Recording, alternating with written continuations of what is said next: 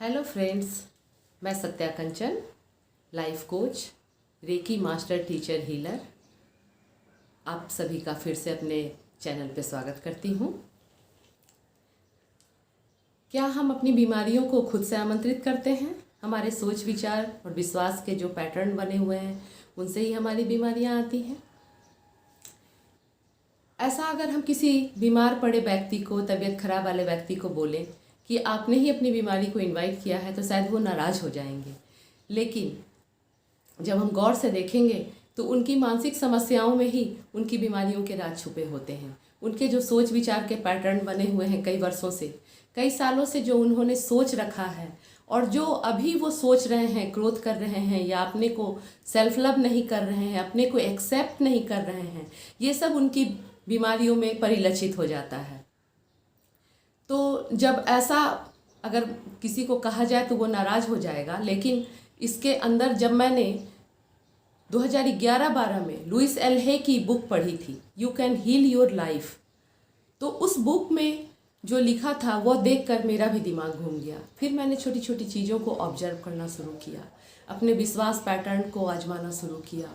अगर मुझे बुखार आता था तो मैं सोचती थी कि मैंने कहाँ क्रोध किया है, तो फिर देखती थी कि हाँ, कहीं ना कहीं मेरा सप्रेस्ड क्रोध है जो बुखार के रूप में या मेरे छोटे छोटे कट्स या जलने के रूप में प्रकट हुए हैं। तो इस बार जब आपकी भी छोटी छोटी कट्स हो या जलना हो या बुखार आ जाए, तो देखिए कि क्या आपने 2-3 दिन पहले गुस्सा किया था और उस गुस्से को दबा लिया था, और वही दबा हुआ गुस्सा हमारे ताप या गर्मी के रूप में प्रकट हो जाता है और वही फीवर के रूप में उभर कर आता है। इसी तरह से हमारी बहुत सारी बीमारियां हमारे सोच विचार का ही परिणाम होती हैं। जैसे कि अगर घुटने का दर्द लिया जाए, जो कि आजकल बहुत कॉमन है, लोग सोचते हैं अरे उम्र बढ़ रही है तो घुटना दर्द होगा ही, लेकिन ऐसा नहीं होता है। उम्र से घुटने का कोई रिलेशन नहीं होता है। बहुत सारे ओल्ड पीपल भी अपने घुटनों को बहुत अच्छे से रख पाते हैं।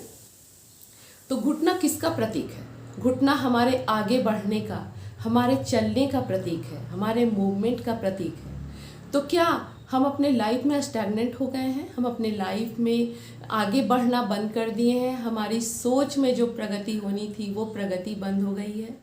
हमने सोच लिया है कि अब हमारे जीवन में कुछ नहीं हो सकता, बस हम वहीं रुक गए हैं, या किसी एक खास विचार पे हम रुक गए हैं, उस विचार को ही हम बार बार सोच रहे हैं, या हम कॉन्स्टेंटली किसी की शिकवे शिकायत को लेके बैठे हुए हैं। तो हम फिर प्यार से अपने घुटने पे हाथ फेरें और कहें कि हे मेरे घुटने, तूने मेरा बहुत साथ दिया। मैं बचपन में खेली कूदी, इतना चली, इतना दौड़ी भागी, सीढ़ियाँ चढ़ी, लेकिन तुमने मेरा बहुत साथ दिया है। Thank you, I love you. और घुटने को कहें कि मैं आगे बढ़ने के लिए तैयार हूँ, मैं लाइफ में आगे बढ़ना चाहती हूँ और मैं आगे बढ़ने के लिए बिल्कुल तैयार हूँ, मैं कहीं भी चलने के लिए तैयार हूँ। तो देखिएगा कि धीरे धीरे आपके घुटने का दर्द ठीक हो जाएगा और घुटना आगे बढ़ने के लिए तैयार हो जाएगा।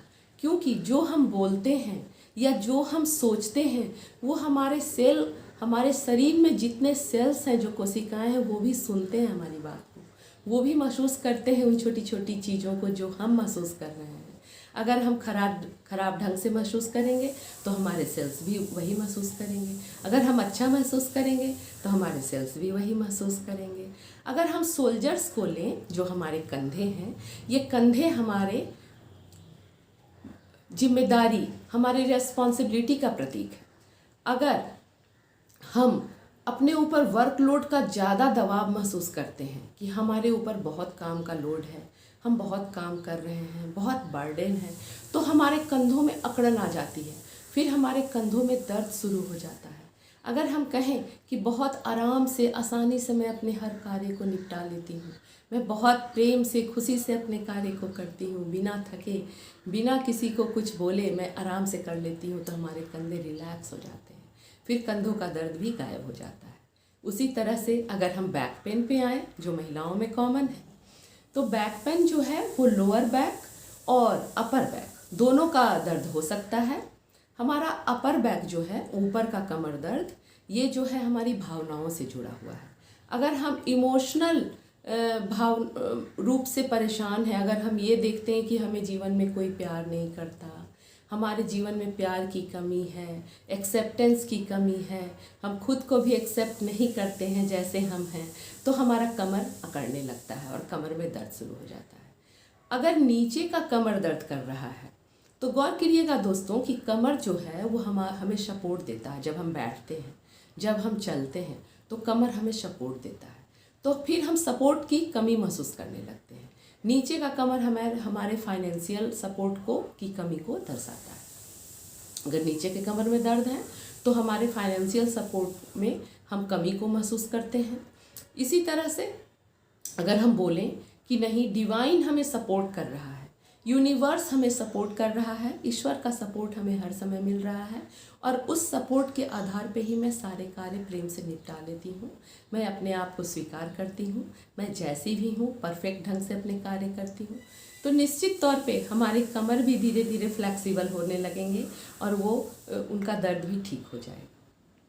उसी तरह से अगर हम हेडेक की बात लें या माइग्रेन की बात लें, तो माइग्रेन हमारे दिमाग से जुड़ा हुआ है, मानसिक माइंड का जो पावर है, जो शक्ति है, उससे जुड़ा हुआ है। तो हम क्या सोच रहे हैं, अगर हम मन से बहुत ही अपने को कमज़ोर समझ रहे हैं, हमारे ऊपर बहुत कार्य है और उस कार्य को हमने खुद ही टास्क दिया हुआ है कि मुझे इतना कार्य कर लेना है, इतने बजे तक मेरा ये कार्य हो जाना चाहिए। अगर हम ऑफिस में हैं तो ऑफिस का ये कार्य मैं अच्छे से नहीं कर पाती हूँ, मुझे और अच्छा करना है। अगर इस तरह का टेंशन हमारे मन में चल रहा है और लगातार ये टेंशन परसिस्ट कर रहा है, तो ये टेंशन हमको हेडेक या फिर आगे चल के माइग्रेन के रूप में उभर जाता है।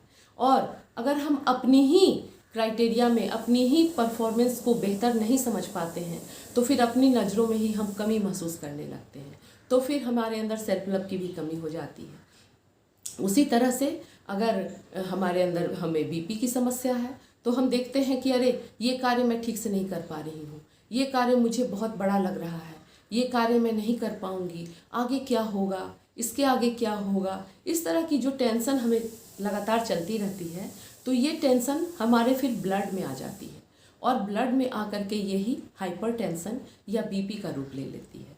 तो अगर कोई काम हमसे ना हो रहा है तो हम फैमिली मेम्बर्स को बोल दें कि हाँ भाई ये काम हमसे नहीं होगा, सॉरी मैं थोड़ा सा ब्रेक लेती हूँ, या फिर मैं आगे समझ कर ये कार्य करूँगी, या अपने बॉस से कह दें कि हाँ ये कार्य नहीं हो रहा, मुझे आपका सपोर्ट चाहिए, मुझे आपकी और हेल्प चाहिए। तो इस तरह से हम बीपी को भी अलविदा कह सकते हैं। इसके बाद बारी आती है हमारे नेक की।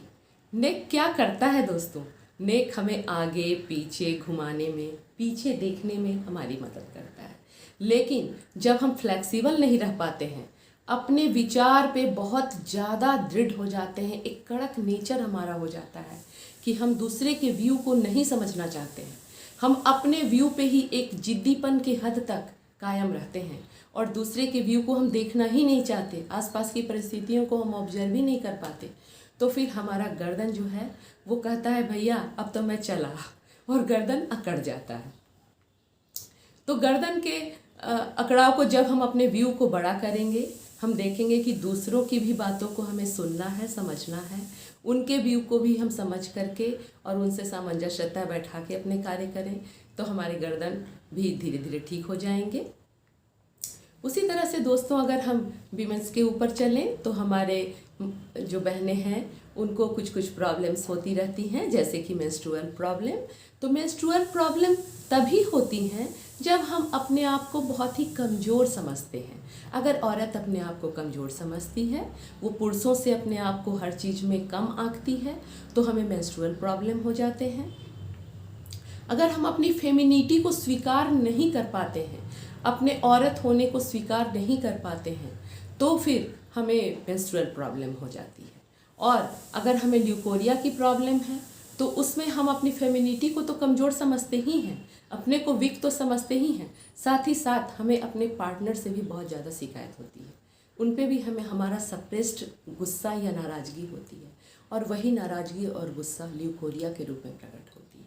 अगर महिलाएं अपने आप को किसी से कम ना सोचें, ये सोचें कि जैसे प्रकृति माता पेड़ पौधों को उगाने में समर्थ है, तरह तरह के इसी तरह से हम भी जननी हैं और हम ही जन्म देने में समर्थ हैं, हम योग्य हैं, हम प्रकृति माता की तरह ही शक्तिशाली हैं, हमारे अंदर सारे दैवीय गुण हैं वीमेन होने के ऊपर, तो फिर हम हमारी जो ये मेंस्ट्रुअल प्रॉब्लम है, लिकोरिया की समस्या है और भी फाइब्रॉइड की समस्या है, ये धीरे धीरे कम होने लगती है। अगर हम अपने आप को कोसते हैं कि अरे औरत का जन्म तो बहुत बेकार है, औरत को तो बहुत सहना पड़ता है, तो फिर हमें ये सब समस्याएं आ जाती हैं।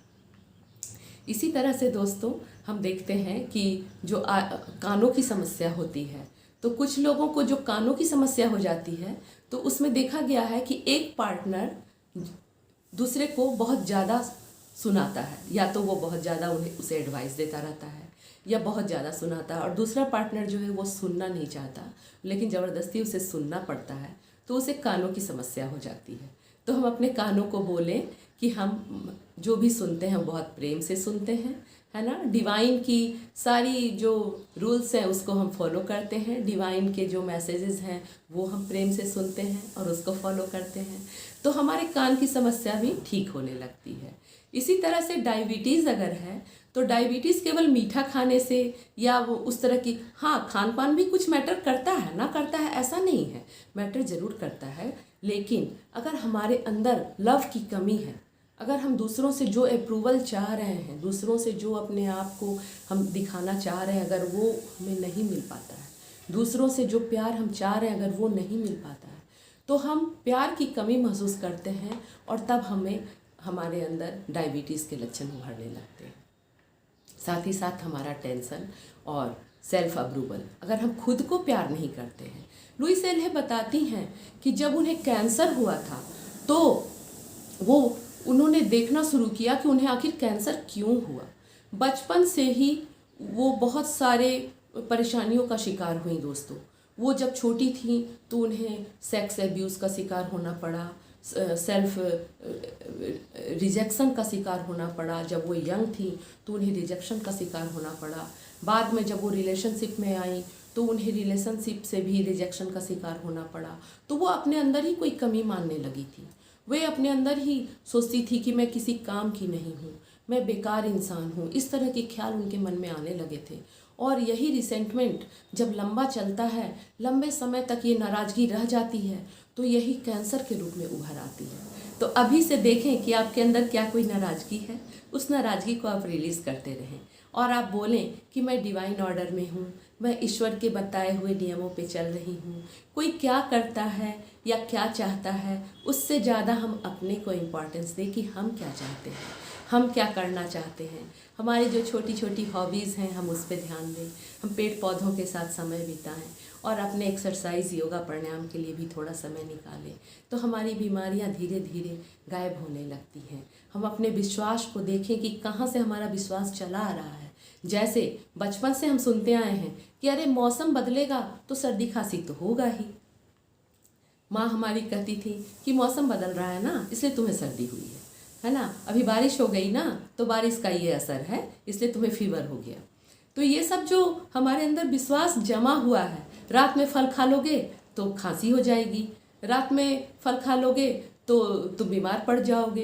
तो इस तरह के जो पैटर्न जो बने हुए हैं हमारे अंदर, वही हमारे अंदर मानसिक तौर पे जम जाते हैं, हमारे ऊपर एक लेयर बना लेते हैं और वही लेयर बाद में उभर करके बीमारियों के रूप में आ जाते हैं।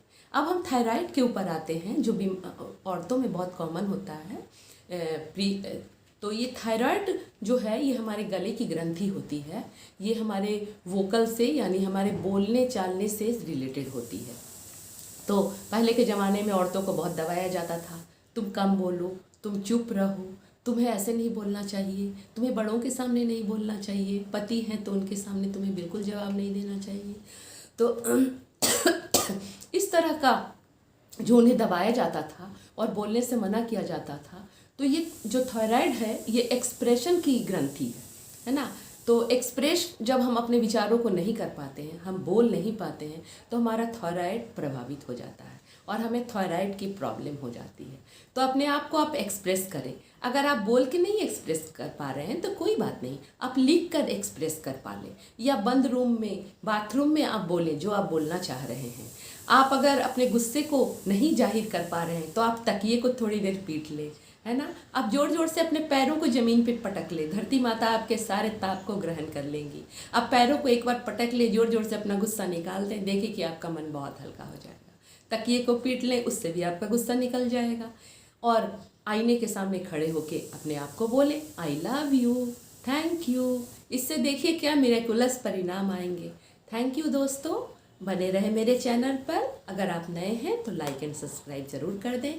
Thank you, love you.